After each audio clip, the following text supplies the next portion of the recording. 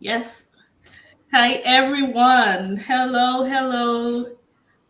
Thank you for joining. You're welcome. If you're just joining, today's episode will be another interesting one. So, if you have anybody you need to tag, please tag them now. Join us live. I am privileged to have some esteemed, honorable guests with me today who are members of the military and a veteran. This is going to be interesting. So, as you are joining, let me welcome my guest to the show and thank you so much for honoring my invitation to talk to us in this group today. You're welcome, sir. You're welcome, Ma. Thanks for having me. It's great to be with you. Awesome, awesome. Thank you. So, uh, yes, it's my mental health matters group. We do nothing but raise awareness about the importance of mental health and tell everybody how not to and why we should not stigmatize mental health for the good of all of us. And we taught different topics and we make it as relatable as possible. Uh, about about 6 months ago, we celebrated the 1 year anniversary of this Facebook group, My Mental Health Matters. And I had a panel of women and a panel of men. And the men came, they told us their take on mental health, and these are leaders in their respective walks of life. And they told us different things. And one of the things that came to light then was the importance of the military, the mental health. So I noted all those things, and here we are today, shining the spotlight on the military mental health. And I'm privileged to have those who can rightfully speak to us about why it's important for everyone's mental health to be prioritized and that of the military, the armed forces, as a matter of fact. So, yes, I would let my guests introduce themselves and we'll go right into the show. So, Amy, I'm going to start with you. Would you tell us more about you and you start off the show for us? Okay, well, thank you for having me, and I'm thrilled that you asked me to do this. Um, I was a Air Force brat, as they say, growing up. My father was Air Force, and although he left the service when I was young, so I didn't have to move a lot. We just moved a few times, and then I mainly stayed in one spot where I finished school. But I do remember my parents speaking very fondly of their years in the service and how much it meant to them to be a part of it, to serve, how honorable it was, and how prideful they were, and how they did move around some and met many people. So I always sort of had that in the back of my mind that was a great thing that they did as a couple. And then it turns out that I married someone going into the military, and he served for 21 years and retired about 14 years ago. So the start of my married life was shipping off overseas, and was a little bit scary, but also a great adventure. And I was very proud of his service. He is still very patriotic, and so it's something that, and he has family members that served. So it's something very meaningful to us.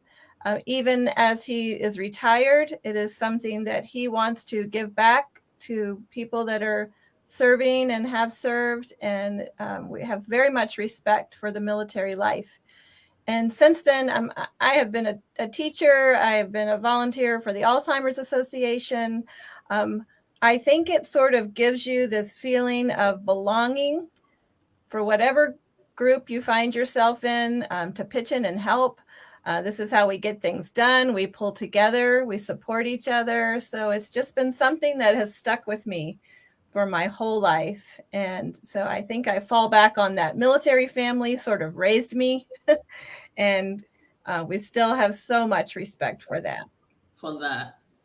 Interesting. So I met Amy at the Alzheimer's Association as a volunteer, and the passion. I remembered when we went to meet our congressman here. That was when you were telling us, when we were telling our stories, and you told the story. I was like, okay. So having this topic, I just thought you would be the first person to come talk to us about this. So we're going to talk a lot about moving. You didn't get to move a lot as a child, but I know that a lot of military children had to deal with that, and spouses have to be ready to just move at any time. But now I would want to relate it to what it means to join the military and what it's like to be serving. And at that point, I want Chief Ladepo, who told me that's how I should address you. I want Chief Ladepo to introduce himself and tell us what it's like to join the military, be a service member, and how deployment impacts mental health of military people. All right. Thank you, my sister, for having me again on your program. First of all, I want to thank Amy for her service to our nation as a military spouse. We can't do what we are doing. We can't do what we're doing successfully if it wasn't for the families that we have, and they sacrifice a lot. They hold the home fort when we are out in the forward forts. If they fail to hold the home fort, we fail in the forward fort as well.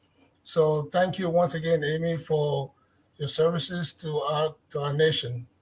I have been in the military now for over 25 years, and I have served at the three tiers of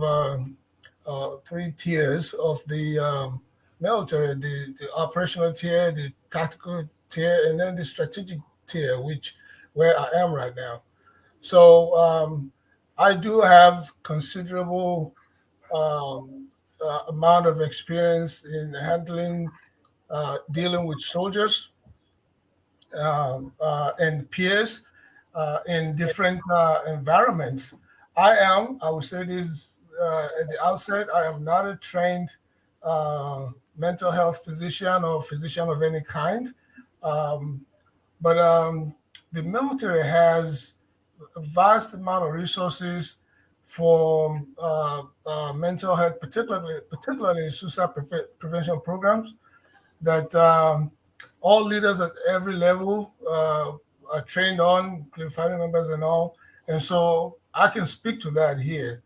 I'm not speaking for the army per se, and I'm not speaking for the uh, healthcare providers in the military. Let me put it out real quickly in case we have any soldiers watching, that if they have any uh, soldiers and their spouses and family members, if they have any need to speak with anybody regarding uh, mental health issues or concerns that they have about their health in general, they can call 1-800-273-TALK. 1-800-273-TALK. That's 1-800-273-8255. Someone answers the phone, they should press 1, and that takes them to the military crisis line where someone will someone will reach out to them. So, like I said, I've been in the military for 25 years. It has been a great honor for me to serve in the United States Army, the best military in the whole world. And I have had multiple deployments. As a matter of fact, in those 25 years, I have only been assigned to the United States, what we call CONUS, Continental United States, only once. That was my assignment to California. The rest of my assignments have been overseas. 3 tours of duty in Germany, 2 tours of duty in Korea, and then now I am on my first tour of duty in Austria, which I've extended 1 more year in Austria. So I do have uh, considerable experience in moving. because because I have moved a lot and moved everything a lot, and it's a lifestyle for me as a person. It I love it, and I know that it's a drain on the family, especially the spouse. Well, I keep using the spouse because we have female military members whose spouses, men that have to do the same thing that the women are doing. They have to move. They have to sacrifice their career and move with the service member. So on all sides, I just think it's a blast, and the nation owes these spouses a ton of gratitude for standing fast and staying with the service member so the service member can do the job. Thank you. I don't know if I hit all your questions very well, but if I missed something, please remind me. I'll be happy to go back to it. Oh no. Well, the fact that you did not miss anyone and you gave us a very important information, which I just updated on the on our banner, that anyone a military member who needs help, please call that number. And we're this program is to increase awareness and to let those of us on the outside, on the outsiders, to know as much as we need to know, so that we give necessary support within our capacity to military members. So yes, you One did thing real quickly, if they can't call for any reason whatsoever, they can text 838-255. 838. 838-255. Good. So that's it. That these are valuable information you're given, and I will update it pretty soon. So yes, about the moving. Now I want to relate that to how it impacts the family as a whole. We know that with mental health, the support of everyone in the family is important. Children need their fathers or their mothers to be home. Spouses need that companionship. But when military members or service members have to be deployed or they have to be transferred, there's this disruption, I would call it, in the family unit as it should be. So let me bring Amy to the front now to talk about when your spouse leaves or when they're deployed. How do you cope with that task of not having a partner around, of having to be being with the children all by yourself, all the things that you need to do? How do you typically cope for to ensure that you're mentally healthy at that time? Thank you for asking about that. I do think that a lot of times the focus is on the service member, as it should be, that they may be deployed, they may be in harm's way, the country is supporting them and behind them, and that's a very feel-good situation when they can feel they are supported. But I do sometimes think the families, are kind of put second, and that's just the way it is. There's, and maybe even as a spouse, sometimes you can feel like the service member has to put that job first and the family comes second. And a couple of things that I think on a positive note that does, for me, since I was very young and newly married, we moved overseas. Just like Chief was saying, that, you get those overseas assignments, you're very far from friends and family. You can feel very alone. And even from there, your military member can deploy, which happened to us, more than once. So one of the things before that happens is and I was going to say, one of the things that happened to me, I would say that still carries with me today, is it made me a very strong person. I feel like that the spouses learn to be very independent. They learn, what their resources are and where they go to get help and how to get things done. So beyond that, before the deployment or the overseas assignment or any of that, you have to have your things in order. And I think military members are pretty good at that. They definitely get their things in order. You know where things are. You know where to go if you need help. The family support network that is built around you in the military, whether it be, other spouses or even military members that are left behind to help families, um, things like that. The military member helps their spouse get all that they need if they're doing a good job. And even for the kids, you have them enrolled in school, you have them involved in activities, you try to carry those things from place to place so that there's some stability and some routine with the family. If the kids play soccer, hopefully they keep playing soccer no matter where they live or whatever it is, if they play music.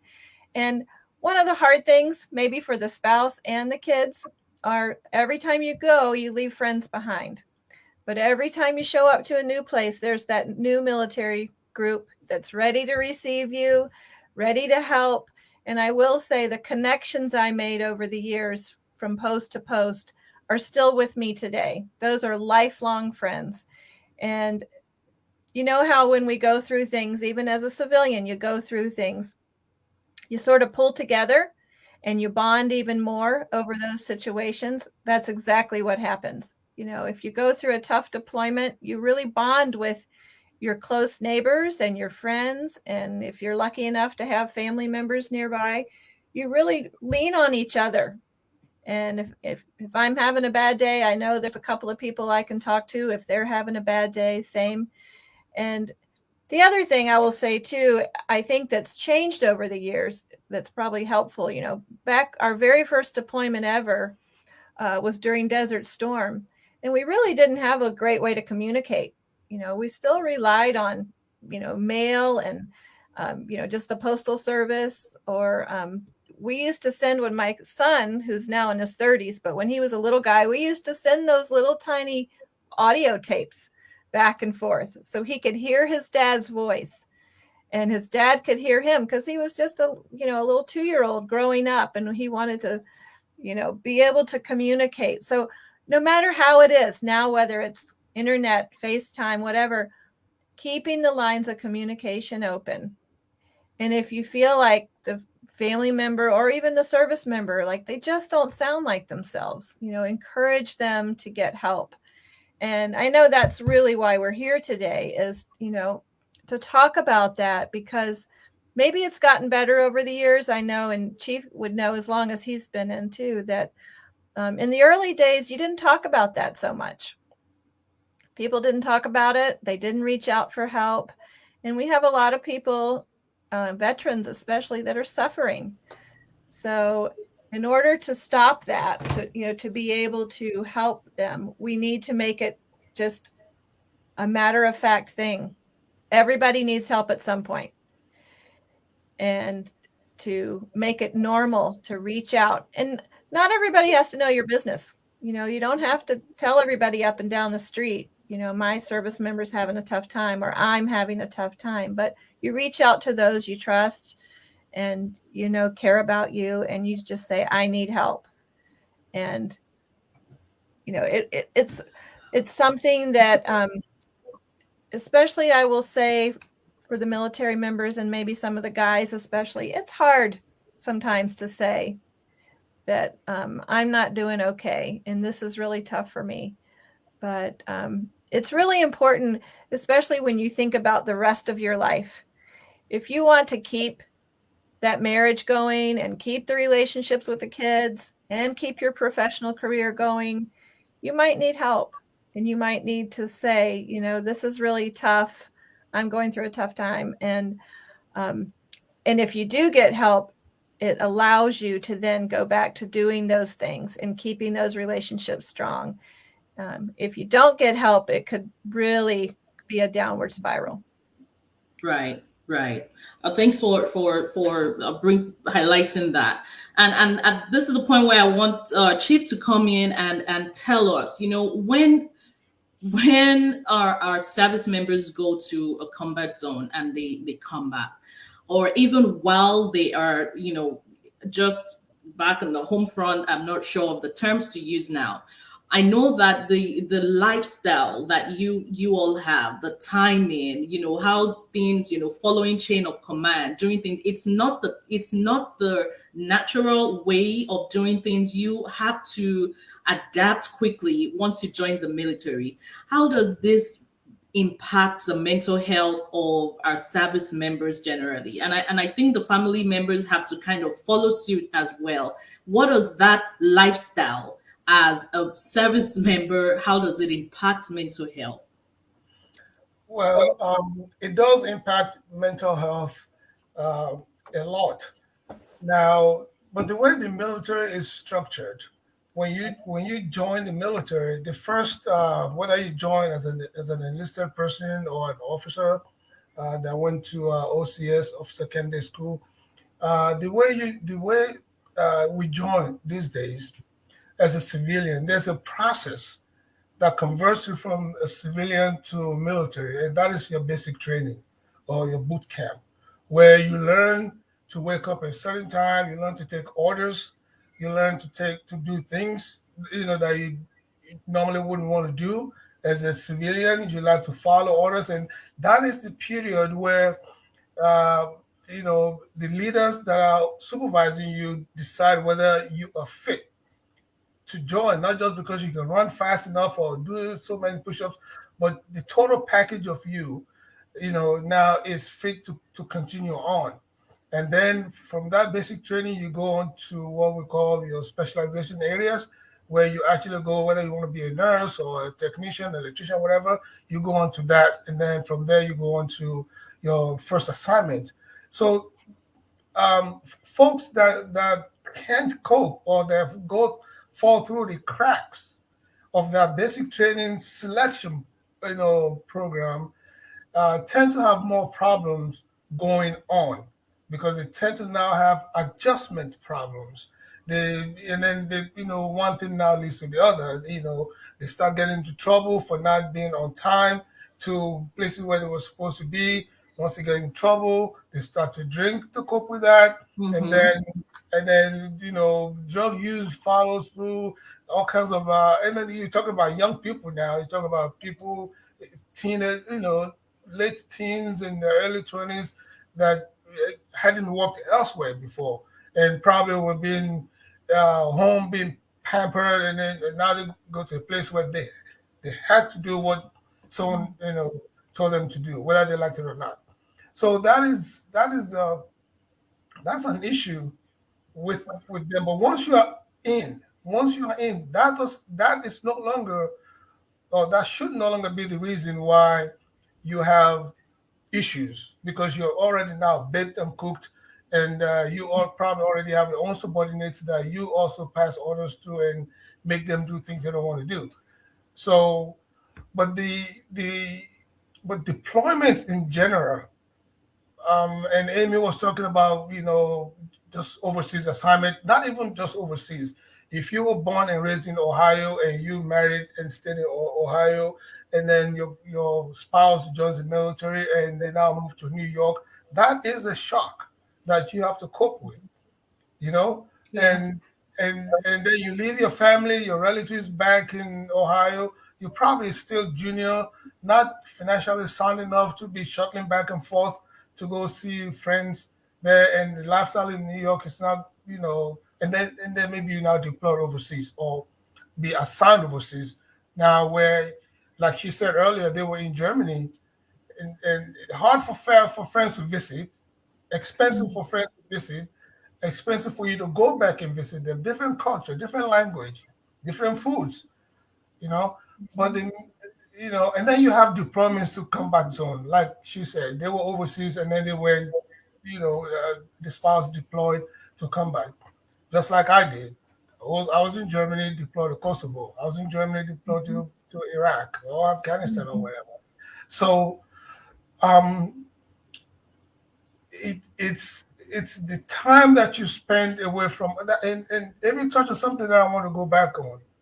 The spouses, the perception might be out there in those days that the spouses, the families, second or not as important as a service member. I think that has changed a lot, at least in my time, where everything now depends on the family.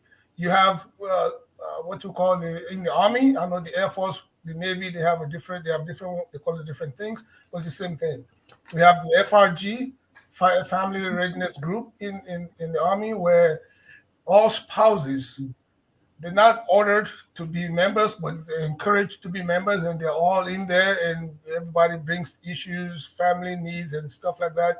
Mhm. The ACS is there on every major Army installation, the Army Community Service, ACS, where you go to get things. I mean, the a standard U.S. military base is like a country on its own. Mhm. You get everything you want, including buying a car on a military base without having to go anywhere. There's a bank there, there's a grocery store, there's the tomato store, there's a bowling alley, there's soccer field, there's schools in some of those, especially overseas. There are schools right on post. So those things are there to take care of the things that that the government can do to mitigate some of the problems that family members will have due to separation. And Mhm. I want to say something before I forget. Yeah. When we talk about um, mental illness in the military, we Yes. tend to we tend to focus on the service member. Right. Family members, children, they get afflicted by this thing, and Mhm. we need to recognize that. I have had you know multiple incidents of where we had to intervene, um, for dependents that were having problems related to being overseas. You take a 15-year-old girl or boy, whose parents deployed, let's say from Baltimore, where I joined the military from, deployed, I mean, assigned overseas to say maybe Japan or Korea. And this 15-year-old had a best friend or boyfriend or girlfriend in that school that he or she was. Now you move that kid overseas to Japan or Korea or any other place you can think of. And now they're cut off from these people that they were building relationships with, and all kinds of things will, come through, from there. But if we have time, or maybe on another program where we actually talk about the specific things that the military has to mitigate all of these things, then we'll cover them. The military, this is why I love it so much. Unlike most militaries in the world, the United States military has the capacity to provide reasonable mitigation programs, Now, assistance. let me quickly jump in here. So you the minute the I mean, the healthcare resources is so robust, and we've talked about this. Do the military members actually utilize these resources? And yeah, if they did, on the outside, and I keep calling myself an outsider because we all kind of relate somewhere. How can people support or encourage the usage of these facilities? Do you want me to answer that, or was that Yes, for sir. I you? want you to Okay. answer. Yes. So the army, I keep saying the army because that's where I am. But I know these programs are replicated in the other services. The army has a program called ACE, Alpha Charlie Echo, Ask, Care, and Escort. This is part of the annual training that every U.S. Army personnel must take. Using that ACE model, where everybody is trained to identify whether it's their subordinate, their peer, their supervisor, identify changes in their behavior, and then bring it forth either to talk with the person, or talk with another leader, and they can then get help for this service member. We also have a program that is called the SP2, the suicide prevention program for the military, where you can go in these programs. Those of us who are leaders, you know, have some training, on how to, how to identify the indicators for potential severe mental issues, the intervention strategies the that the person would eventually get, and the services and resources available on all major installations. Obviously, if you're on a small post, you wouldn't have that, but that small post would have a bigger post under which all the other services it lacks can be, provided. So the question you asked, though, is whether service members utilize Utilize it. technology. Yes. Now, um, there are service members that are afraid of utilizing some of those facilities, especially when it comes to mental health, because of the stigmatization that they think will come along with it. And I can't blame them too much, even though I encourage them to use it because it's their health. It's most important. It is the health. It's not the stigmatization or the loss of job. Um, I want to state here, like I said, I'm not speaking for the army, but I want to say, in my experience, nobody that has come out to say I have this mental problem that lost income. They might move positions. For instance, if you have someone who is an armorer in a unit, the one that handles all the weapons, and that person is suffering from, say, schizophrenia or whatever, you don't want to put that person still in charge of weapons. But you don't kick that person out of the military. The military does not do that. The military finds help for that soldier while he's still earning income. That's why I say you don't lose income. You might lose position. You might move from that particular job to something else. If you're a medical doctor in the military and you're going through your own issues, you're not going to be caring for patients. But they'll Yes. move to something somewhere else while Yes. you get treatment. Obviously, if you cannot be treated good enough to go back and and do anything else, then you'll move on. If I went and come back and got hurt and come out and lose both my feet, and I happen to have a job that I needed both feet, to do, I'm going to have to leave eventually and go home. That's just the nature of the beast. So I encourage soldiers to come out because it's their health to Right. get treatment. There is treatment out there. Right. And if you get stigmatized at that unit that you are, you're gonna move. Whether you get stigmatized or not, you're gonna move in 3 years or 4 years. You're gonna move to another unit and meet new Right. people. Right. Nobody's gonna see your file. Right. Right. Great. I mean, I'm glad you said that, and this is the point of this. So please seek help. If you're a service member, a civilian, a veteran, like Chief Ladepo said, it is your health first. It is yours. It's so personal. So regardless of stigma or what people might say, and thankfully he said the income would not be lost. In the case of the military, it might be the position, and that is even for the safety of yourself and every other person that you are trying to defend in the military. So thanks for encouraging our people. Now, I want Amy to answer this now. So he had highlighted what it's like going to combat zone, leaving family members behind. I want to say, what are in your experience, what are some of the mental health issues that you've seen spouses or children of our service members that are left behind or that have to move so frequently? What are the mental health issues that you've seen them deal or struggle with? Well, one thing that you mentioned earlier was just the fact that, it's not a normal family unit when you can't live in the same home together and, with mom and dad or whatever your normal family unit looks like.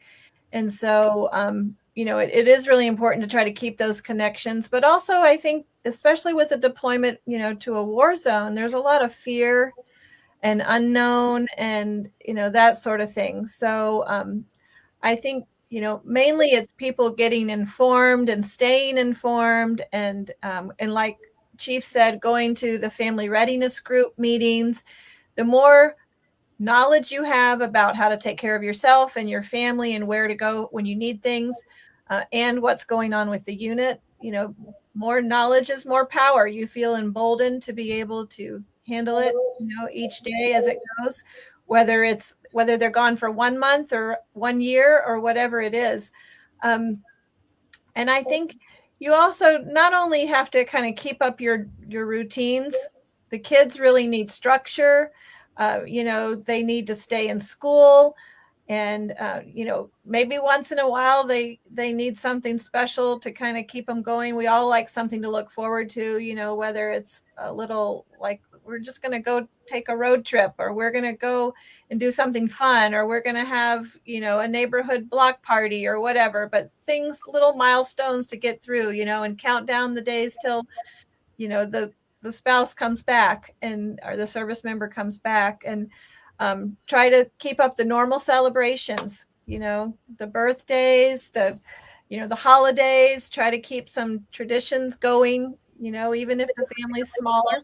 Excuse me. So talking of birthdays and stuff, I know that one of the things that happens is that our service members meet a lot of special. They miss a lot of special days in Yes. the lives of their family members. Childbirth, birthdays, graduation, all those special things.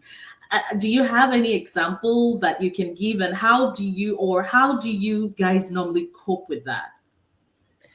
Well, when, of course, this was years ago, but we used to, and they can still do it now. Sometimes now they can even connect in real time, which is We still really do great, here. of course.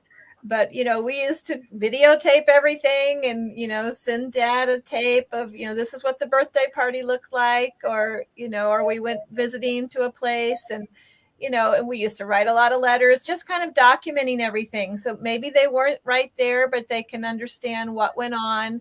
And then as they're communicating, whether it's a phone call or it used to be a letter or whatever, email these days, whatever, they can talk about those things, especially so the child knows, okay, dad knows, I had all my friends over and we went swimming or something like that. They can sort of be a part of it. You try to keep them, as a part of it. I do know people that missed the birth of their child and things like that. Now we're so lucky with cell phones and whatever, maybe they can be a little bit of a part of it. And if they're not there, to who's going to be their support person, to make sure that someone's in place, whether it's a best friend or their mother is coming, or, a neighbor's going to be there or something like that. And I think as far as celebrations and those kinds of things, we definitely got together as many people as we could, whether it was a neighborhood birthday party or, the family, the support group got together to celebrate certain things. I can remember specifically in Germany, my husband was deployed to Iraq, and my sister came over to visit, and she was honestly, giving up her Christmas at home. We celebrate Christmas, and she was giving up her holiday at home where she had all her traditions to come and be with me and my kids. And we did the normal things like go to church on Christmas Eve and whatever. And my neighborhood got together, and we had a little building that you could sort of reserve if you wanted to have something. We got together all and brought a dish and had our Christmas dinner together, rather than each little family kind of staying at home and having their own thing.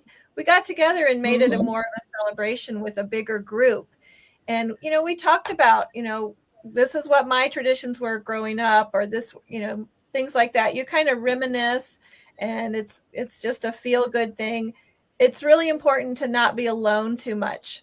You can dwell on things too much. The kids, especially if your kids are old enough where they might go in their room and stay or something, you really have to kind of check on each other, whether it's checking on your kids, checking on your neighbor, checking on your friend in the unit, visiting people. I remember babies being born, and a group of us would go visit the mom at the hospital and visit her after she got home. I mean, there's a lot of alone time.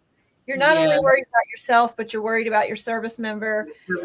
Are they okay? So it's a lot of checking up. And I love that the chief mentioned some of these programs. I don't know if they were in place when my husband was active duty, but Ask, Care, and Escort, the ACE. I hadn't heard of some of those, but I'm hoping that those have come about because they were needed. And now, like I said, it's more normalized to check on people, ask if they're okay. Mm-hmm.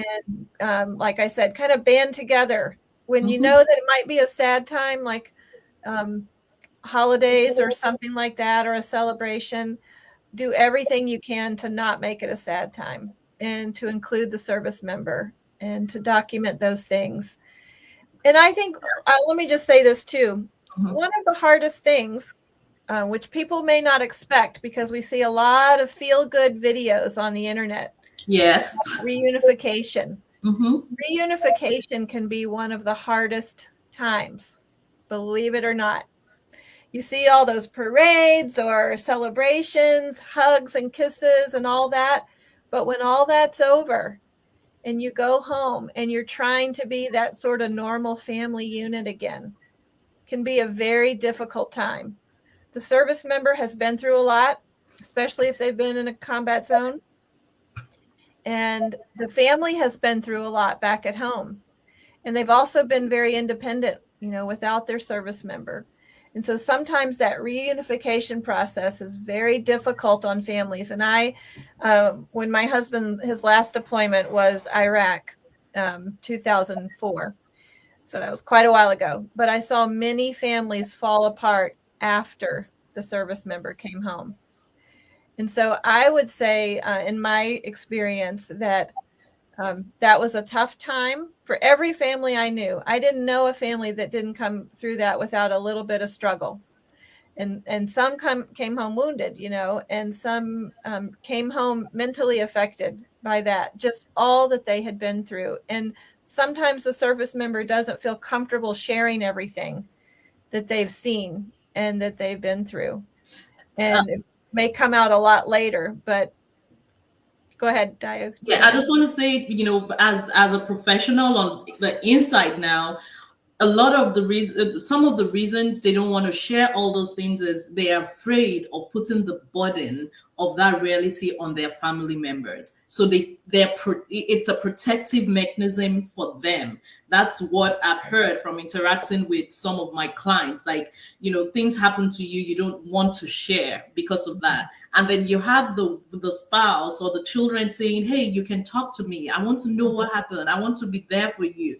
And it's one of those things that really bring about the tension that that happens. So, and I'm glad you brought that to light, so please continue. Yeah, I agree. They don't really want to talk about it. And there could be a couple of reasons there. They don't feel the need to share all that with their spouse, especially if it was really difficult things that they saw or things they don't want to keep reliving that. And so, so it may be a protective measure, but it also may be protective of themselves.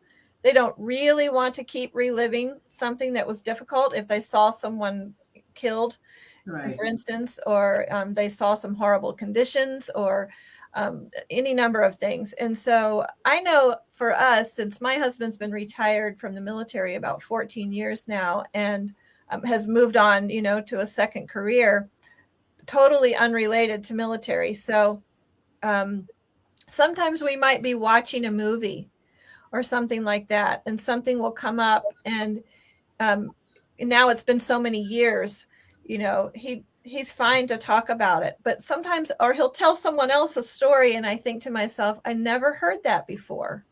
So it's taken him a long time maybe to either process it or be able to talk about it, or maybe he chose to forget about it.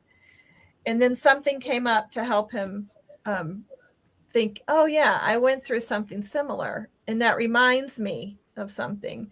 So, I think one of the things you can do as a spouse or a civilian, maybe you have a family member or a friend that's serving, is to be very patient with them. Don't ask for a lot of what happened over there.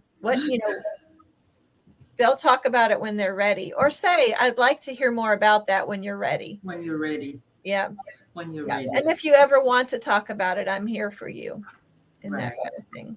Right. So, Chief, so as we're wrapping up, so I want one, and she introduced that. How can civilians support service members and veterans in our own little way? There's a lot that we do not know, but we all live in the same society, and at least when you come back, we share a lot of things. How can we support our veterans and military people? Okay, that's a very good question. Before I go to that, I want to point something out. Part of what Amy was talking about. Mhm. When service members return home from combat, particularly combat zone, um, they before they get back home, they also receive some kind of training Hmm? about how to behave when they get back home. You are no longer the boss. All the time that you were gone, somebody else stepped up and started giving the children instructions, started deciding what the children are going to eat, when they'll go to bed, when they go to these games, when they will do their homework. So you don't come back from deployment and just step in charge again like you used to be if you were the one in charge before. So it will be some kind you have to defer a lot to the commander that was home while you were gone, which is your spouse, and have incremental engagement in everything that's going on in the house. That way, that that kind of prevents some of the crisis that wouldn't add to the crisis that already be there before you come back. Other things might already be there. There are usually money issues. The service member comes back and half the money that they made, what he or she probably thought wasn't well spent, and then you have crisis over there. Maybe maybe issues of infidelity while they were gone. That's another one there. Maybe children misbehaving, all kinds of things, piled on to whatever else the deployed service member was bringing, from deployment. So both sides, at least today, might not be the case when Amy was in the service, because you were in the service too at the time. So, but now, at least in my time, and by the way, I was in Iraq at the same time as your husband. Okay. Really? Yes, I was in the deployment, the invasion of Iraq, 2003 to 2004. Mhm. So I spent 15 months there on that. Oh, wow.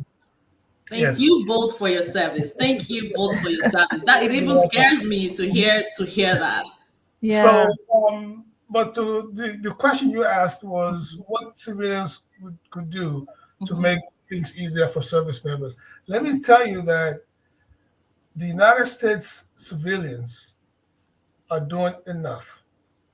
Look, one of the things that make me proud of wearing my uniform is when I go to grocery stores. Say I'm in Fort Gordon, I remember time in Fort Gordon specifically in Augusta, where I, I was in the grocery store off post, and somebody came behind me and said, "Hey, soldier, I got this," and they paid for my grocery, Oh, which was over $100. Wow. I was wow. on the I was on a plane one time going to Canada from California, and the pilot announced if we had any service member on board. I raised my hand, and they moved me to business class.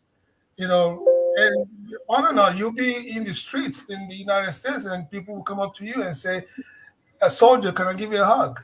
All ladies, all men. They pay for a newspaper back when we still bought newspapers. So I think for every service member that I have interacted with and they had that experience, that is more than someone giving you anything else. The fact that they appreciate what you're doing. When we Hmm. come from deployment and we fly into the airport in the United States, everybody stands up and they clap their hands for us as we walk through the airport. That's enough, I think. We don't need special treatment, anything. We're already getting special treatment, in my opinion. So, and for that, I remain indebted to the public, the United States public, for supporting the service members that way. Awesome. I want to quickly recognize here DJ Aziz. Some of our viewers, they are our regulars. They support this program, and I must say that even Chief Ladepo himself is one of the regulars on this platform. He comes to listen regardless of the topic. He knows a lot already, but he's always coming here to either support us in the group, or I just appreciate that a lot. So I'm saying thank you for being an active member of this group and for sharing with us your time. And DJ Aziz, I see you there. Thank you so much. Tunji Ogundeji, that's my brother. He's one of my biggest fan. He's always there too, just like Chief. And Cheryl Myers. Amy, you know Cheryl, I right? know Sharon. Hi, Sharon. That's And I'm one of your biggest fans too, Dio. Just so you yeah. know, tell your brother. You Yes. do amazing things. You do a lot that I don't even know about. But for the Alzheimer's Association, you are a wonderful advocate.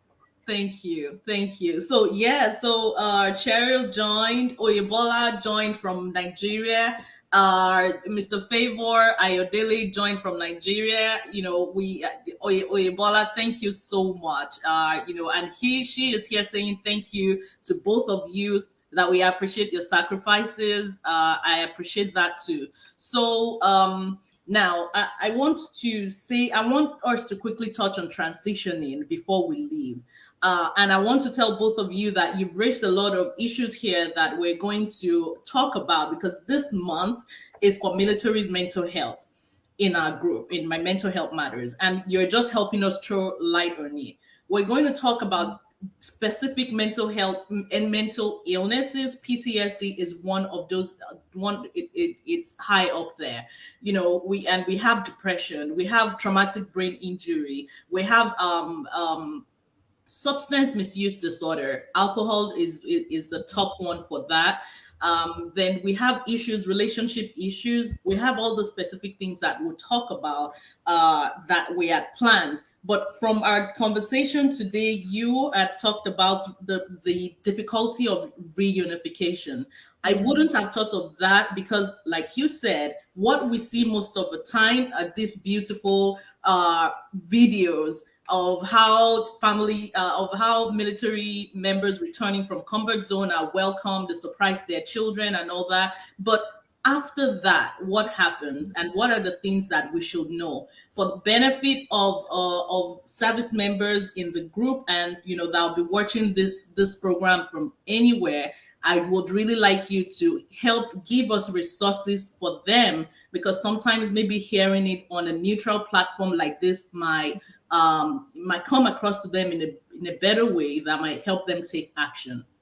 So we'll talk about reunification, and we'll talk about resources. Chief had said that if there's an opportunity to talk about resources available for military people, that he will gladly share those with us, and I will appreciate that. So quickly, we'll wrap up now, and I will make a final announcement of something special I want to share with everyone.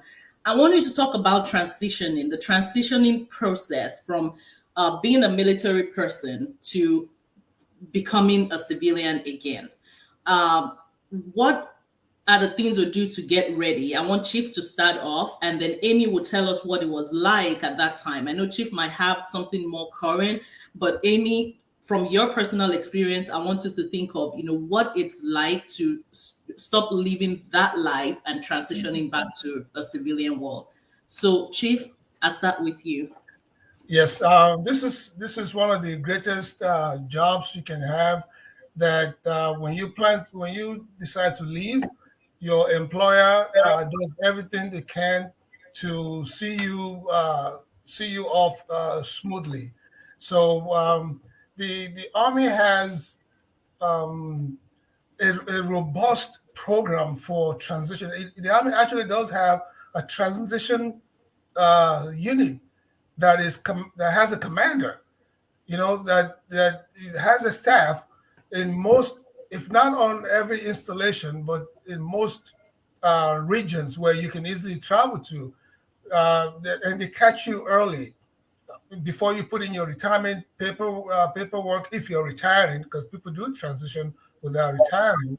But Okay. if you're retiring, um, a year out, 18 months out, sometimes even 2 years out, you start taking, uh, you start going through some processes that will be supported by the military. For instance, you can, if you needed to complete a degree, or an undergrad degree or postgrad degree, there's a support there for you to complete the process. Some of your military training will be converted for you to into college credits that you can now use to quickly facilitate your obtaining that degree. Then you'll be trained on how to do interviews, how to search for jobs, how to convert your military training to specific civilian kind of jobs.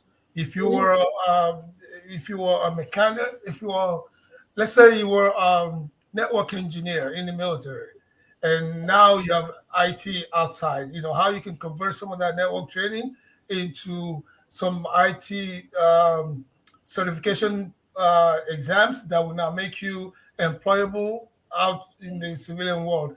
Those things are there, and you will be doing those things while you still being paid in the military. You might even be doing those things during normal duty hours, not even after duty.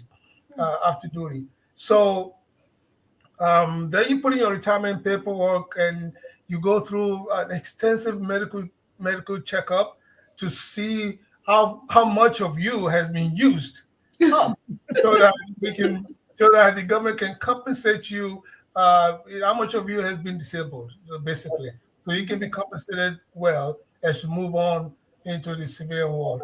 And then you have the training, just like you had the training to convert you into the military. I'm talking about mental training to convert you into into a military person. You will now have the training that converts you back to being civilian. Really? Yes, It's a lot they do with the brains of our service people. Like you have to now tune in, and then when it's time to go out, they help you tune out. I obviously I'm still serving, so I haven't received that training of getting to, but my immediate past, my last supervisor, as you probably know, retired in June. Yes. So I was right there with him in every step, and I understand uh, everything that he went through. He's back in Arizona right now, a civilian, and learning to take orders, learning to ask people's opinions about things. Because that's not the norm for him for so many And years. so, well, if you are the boss in the place, you still ask for even for your subordinates' opinion about things, but you ask differently. What you Okay. guys think? What you guys think? Okay, this is what I think. That's it. That's a little different from now if you're a civilian, where you had to send memos out to everybody, and everybody, bring ideas. If you're still the boss, that is to Yeah. say. Yeah. So, so the transitioning program, like I said, you can't beat what the United States military does. I work in an environment now where I deal with other countries' militaries on a daily basis, and we are the best by far. We are the best. We are the best from first to the 10th. Anybody that comes after us is like the 12th in every aspect. And I'm not saying this just to be saying it. I've seen other countries' militaries. Yeah. And so, as you know, Chief, you know that advocate a lot, and I address leaders in whatever capacity that they are to encourage and support mental health. And as African myself, I know that, you've been saying the US military, you're the best, and I give it to you. And I see here, because I reside here in Houston, I see the way you all do your things. And I've been privileged to even be at the base. Is it base? Like, Uncle is base. I've been at base twice, thanks to the privilege of knowing you and being related to you, and I know what it's like. So, what would you say? Because everything falls back on the leadership of any institution. So, what would you say to the leaders of other countries that might be listening to you? Maybe they just see military and then we get their attention and they're like, okay, what are they saying? What would you tell them as leaders, specifically as it relates to mental health of service members that they oversee? Resources, just resources. You have to provide the resources, whether it's human resources, experts like you guys, whether it's material resources, whether it's financial resources. Those things cost money, and the brain is a very is the most important part of our body. I think you guys will bear proof of it. I mean, I'm not a health expert, but I think if the brain fails or any part of it fails, you just it's just done. So governments, leaders need to take that seriously and devote enough resources to it so that they can have a healthy military. If one member of a team is down, because the military is a team, Yeah. from a small unit team of 5 people in a squad Hmm. to 16 people, Hmm. yeah, I mean, 30 people in a platoon, to 120 people in a company, to 600 people in the battalion, to Hmm. 2,000 people in the division, and on and on and on. It's a team. You have the team of 2,000 people. If you have 5 people there that are broken and they hold critical positions, that's a huge problem. So you can't we can't afford it. So that's what I just would say to them. Part of the things that makes the United States, military strong is resources are provided in every aspect, and the healthcare of the service members is one of those. Right, right. Thank you so much for that. And before you leave, this is the part where I want everybody to know about this book, because you're just talking now, and I would love anyone that is watching this show right now to please go on Amazon and look for this book. I bought it. I'm so excited that this book, he brought it out. He will be doing the official launch somewhere sometime at the end of this year. But I December got 11th. December 11th. December 11th. He's going to be launching this book. I see Amy is writing and she'll probably get on Amazon before we leave. But if you are watching, I really want you to grab this book. I mean, Chief is not is beyond just a military, a top ranking member of the military, but he is, I don't know if he'll call himself ex journalist, but you just want to read what he writes. I go on his page on Facebook to learn a lot about politics, a lot about different. He's so versatile when it comes to reading and impacting knowledge in an unbiased way. He does that. But his book is just another level. And if you're watching this right now, I just want you to please go on Amazon and buy this book. I will I think I'm going to put the link that you can have so that you don't. Now, internet makes everything easy, and I also want to make it easy. So I'll put the link on here. Buy this book and don't put it on the shelf. Read it, and trust me, you would want to reach out to him to know him and relate to him personally. He's a wonderful author. So, Uncle, thank you so much. Thank I you. appreciate all that you do. And Amy, so I've not forgotten, you would be wrapping up for us, talking about what it was like transitioning. The day you woke up and it's like your husband is no longer a military member, what was that Mhm. like? Wait a minute. Well, there were some strange things about it, I would say. We made the decision actually rather quickly. It was really interesting to hear the chief say about all the programs. I don't know if all of those existed when we were transitioning in 2007, or if we really just didn't have time to use all those services. But my son was graduating from high school and going off to college, and then I had a younger daughter who was, of course, we had made many moves over the years. I think we made something like 17 moves in our 21 years, believe that or not. But we had moved a lot, and my daughter was in middle school getting ready to go to high school, and we knew what was coming. We knew that she was going to move about 3 times during high school, just based on where we were in his career path. So we made the decision. He had served 21 years. He was eligible to separate with full retirement, which is a huge benefit. And I will say one thing I wanted to say too, to piggyback on what Chief said about the resources, and the reason it's the best military is because they take care of people. And in any organization, if you take care of people, you will get the best out of people. And I really think, no matter what, they do take care of you. And so my husband made the decision to go ahead and separate at that time and move somewhere to hopefully my daughter would finish school all in one place. And we were fortunate enough to do that. We moved to Houston, and he entered the oil and gas industry, as many people do in that area, and it has served him very well. There were a few hard things. My daughter, who we were doing this for, did not want to leave her friends. That happens sometimes. And we sort of had to convince her, you might be the first one leaving right now, but in a year or so, those friends are all moving too. They may end up who knows where. So, and once she got to the new place, and she was afraid that, oh, I'm going to get to Texas and everybody's going to be from Texas. Well, they're not. They're from all over the world. And especially in Houston, it's right. It's a great city to be a part of, because it is a big melting pot. And she quickly learned people were from all over the world.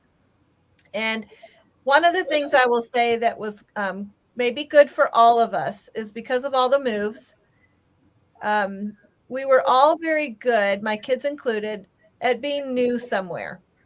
We were the new people. I read that. We were very good at that. We were showing up and figuring out where you fit in and who your friends are going to be. That happens very quickly. And as Chief would say too, when you're only going to be somewhere a year or 2 years or maybe 3 years tops, you make friends fast and you fit in fast, because you never know. You might be shipping out before you know it. So you make the best of it. We always, with every move, we really got excited about every move.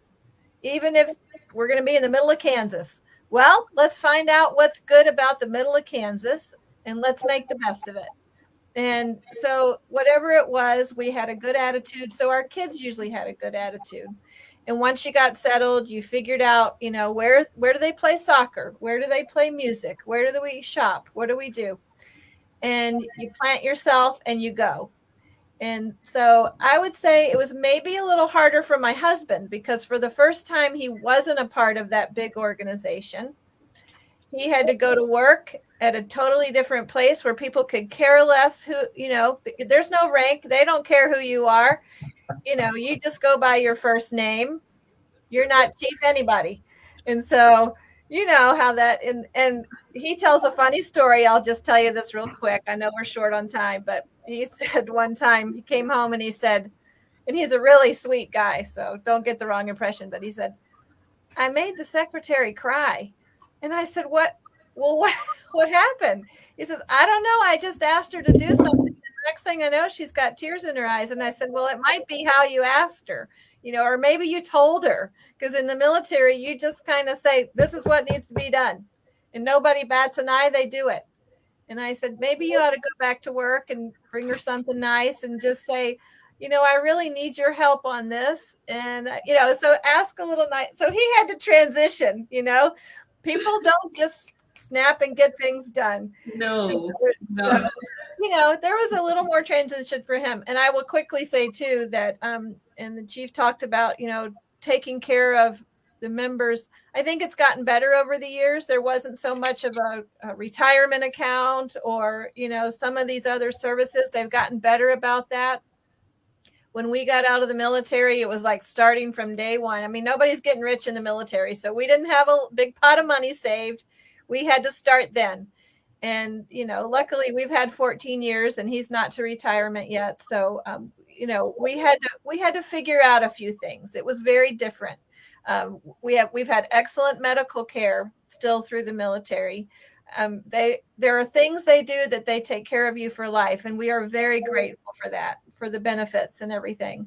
So that part carried with us, but just trying to figure out where to fit in and, what kind of jobs to get and that sort of thing. And we did not have all those resources at our fingertips anymore. So that was a bit different.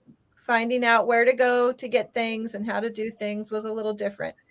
But, I think you become very resourceful because of the military. We learned a lot from that lifestyle and we loved that lifestyle. And I think it made us strong people, very patriotic people. And for that, I'm very thankful. I feel like when my husband has traveled on business, I'm not afraid to be alone. I know how to get things done and we know how to reconnect. So we learned a lot and it was a good life. Right. Right. I mean, there's a lot of virtues in what you said. There's a lot we can learn from, how to blend quickly, enjoy what you have, look for the positives and all the changes around you, and just make the best of whatever you have. And that's right. Yeah, I mean, I got that from what you said, and I think a lot of us civilians would learn that too. At this point, I really cannot express how grateful I am that you both accepted my invitation and you've shared so much with us today. It means a lot to me, and I want you both to know that I'm really grateful. Please, anybody that is watching, I want you to say thank you to our wonderful servicemen and our veteran here, because Amy, you also were in service, like Chief said, and we thank you for your sacrifices. Chief, thank you for your sacrifices. You are a mentor to me, I would say. I can run to you when I need help, and you always give me your best advice, and you just give it to me the way it should be. I appreciate that. Thank you for coming here. I believe that somebody's going to watch this video and think about taking care of their mental health more. Somebody's going to watch this video as a civilian and understand what it takes for someone to call himself or herself a service member. Somebody would watch this video and have a better insight of what to do as a leader of a military, of any arm of the forces, and do better. So I appreciate you. And we're continuing this series. So the end of this month, we still have three more weeks, and we'll talk about specific mental illnesses. I'm going to have those that are professional, psychiatric professional who work with military people come talk to us about it, because it takes special knowledge to be able to understand and provide the best care for our service members and veterans. So I'll have them on board. Please, if you have anything to share with us as we go along in the group or outside the group, please don't hesitate to do so. And we always need your support. So at this point, I really want to say thank you for coming. I appreciate you a lot. And I hope that when next we call upon you, you're going to answer us and share your knowledge with us. It's a privilege to be here with you, Dio. Thank you for asking. Thank you, Amy. Yes, Chief. Take care. Yes, sir. So before I like to close with this, my mental health matters. What about yours? I'll see you next week.